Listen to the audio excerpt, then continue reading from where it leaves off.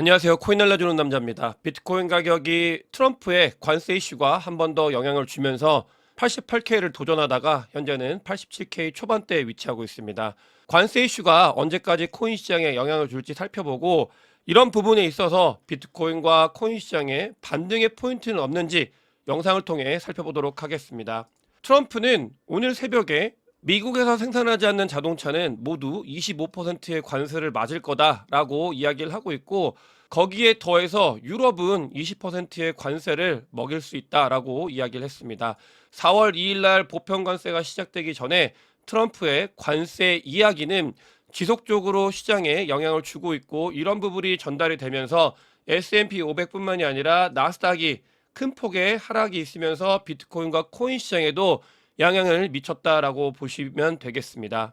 여기서 끝이 아니고 조금은 우리가 더 조심해야 되는 안타까운 부분이 한 가지가 있는데 바로 10년물 국채금리 가격입니다. 트럼프의 관세 이야기가 나오고 시장이 뒤흔들렸을 때는 언제나 10년물 국채금리 가격이 그래도 내려가면서 본인들의 의도대로 진행이 됐었는데 이번 같은 경우는 트럼프 관세에 따른 인플레이션이 일시적이지 않을 수 있다라는 소식이 전해지면서 10년물 국채금리 가격이 내려가지 않고 오히려 상승을 한 최악의 모습을 보이고 있습니다.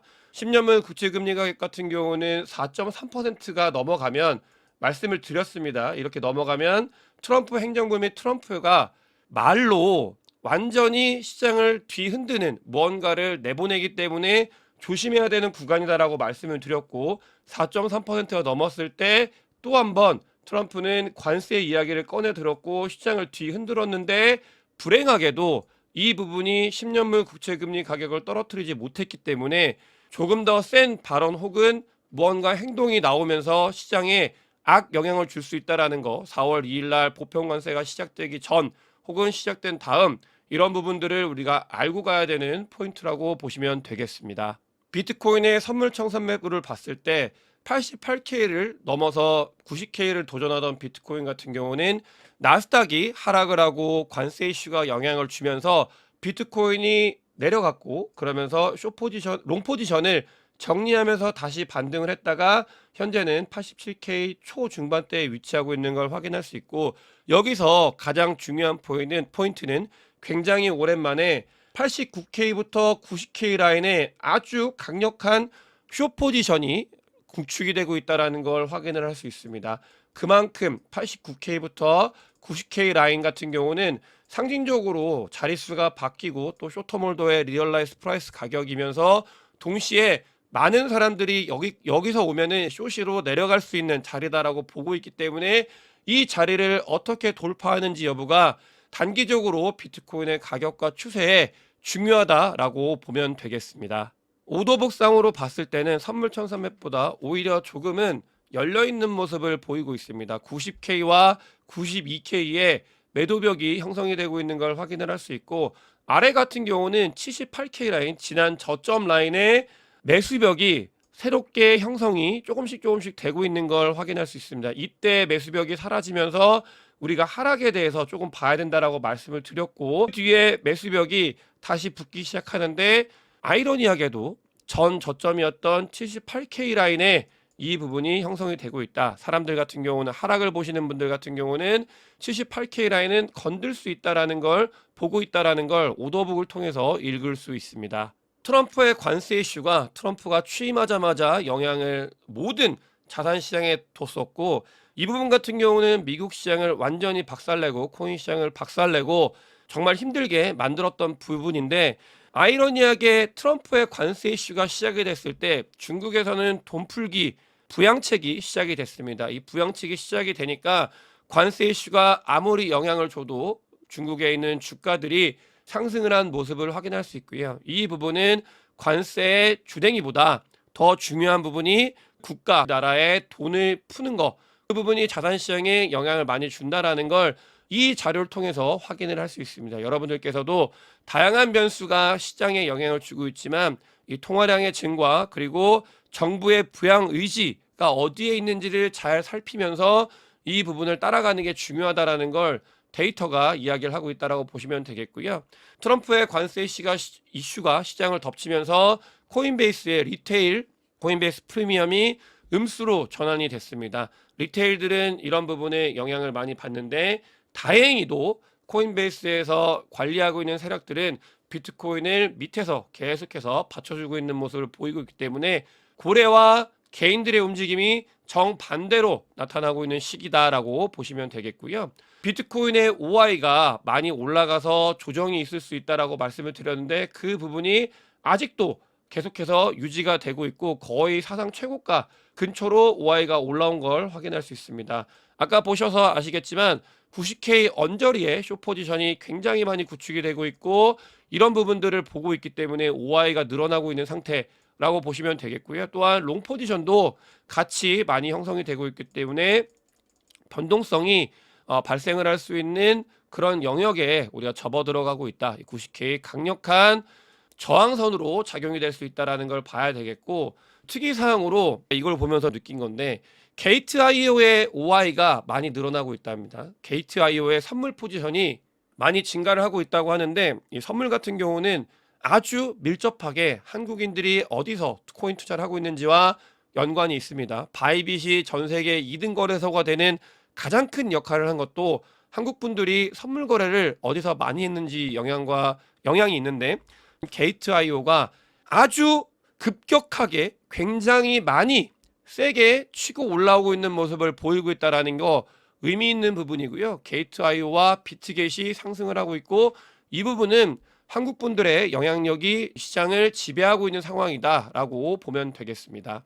가르만 글라스의 변동성 이게 굉장히 중요한 자료 중에 하나인데 변동성이 얼만큼 많이 줄어드는지를 수식적으로 표현을 해서 자리가 어디인지를 보는 건데 변동성이 많이 줄어드는 그런 자리라고 보시면 되겠고요. 보게 되면은 이 자리 7번째 시그널이 나타났고 현재까지는 조정장일 때 2번 정도는 하락의 시그널로 표현이 됐었고 전에는 조정장에서 지속이 됐을 때 상승의 시그널로 작용이 됐었던 부분이 있었기 때문에 변곡점 이 시장의 변동성이 줄어들어서 위든 아래든 튀는 변곡점의 자리에 위치하고 있다. 조만간 변동성이 발생할 가능성이 크다라고 보시면 되겠고요. 저는 단기적으로 살짝 흔들릴 수 있어도 큰 폭의 움직임은 상방을 향할 거라고 개인적으로 생각을 하고 있는 그런 상황이다라고 보시면 되겠고 그 이유 같은 경우는 쇼터몰더의 MVRV 인디케이터를 봤을 때도 아직 1 미만의 상황을 위치하고 있습니다. 조정장일 때 단기 홀더들이 지금 관망을 하고 있고 이 시장이 움직이는지 여부를 투자를 통해서 이 시장에 적극적으로 플레이를 하고 있는 게 아니라 한 발 물러서 있는 상황이기 때문에 이런 상황에서는 조정장이었고 이 장에서 아까 말씀드렸던 지표가 튀었을 때 위로 올라가는 모습을 많이 보였기 때문에 단기적인 변동성 같은 경우는 얼마든지 언제든지 있을 수 있지만 조금은 중장기적으로 봤을 때 위로 튈 수 있는 가능성에 대해서 베팅을 하고 있다라고 보시면 되겠고요. 보고 있는 지표들이 아직 사이클이 끝나지 않았다. 혹은 어제 라이브 때 아주 강력하게 이야기를 하긴 했는데 저는 개인적으로 본격적인 사이클이 중순 이후로 넘어가고 있는 건 맞지만 알트코인 한정으로 아직 사이클이 오지 않은 걸 수도 있다는 생각을 개인적으로는 가지고 있는 상황이다라고 보시면 되겠습니다. 비트코인 고래들 같은 경우는 거래소에서 비트코인을 굉장히 많이 모아서 거래소 밖으로 뽑아내고 있는 상황이고 USDC, USDT도 마찬가지입니다. 시가총액이 사상 최고치를 지속적으로 경신을 하고 있는데 중요한 포인트는 아직 돈 푸는 효과가 돈 풀기가 본격적으로 미국에서 발생을 하지 않은 상황이기 때문에 우리가 가야 될 길은 2025년도에 조금 더 길게 봐야 되는 건 아닌가 그런 자리라고 생각을 하고 있고요. 제목에서 반전은 없나 라고 제목을 달았는데 마이크론의 재고 자산이 완전히 품귀가 돼서 재고가 완전히 사라져서 마이크론 메모리 반도체의 가격을 인상한다는 레터가 시장의 사람들한테 구매자들한테 전달이 됐다고 합니다.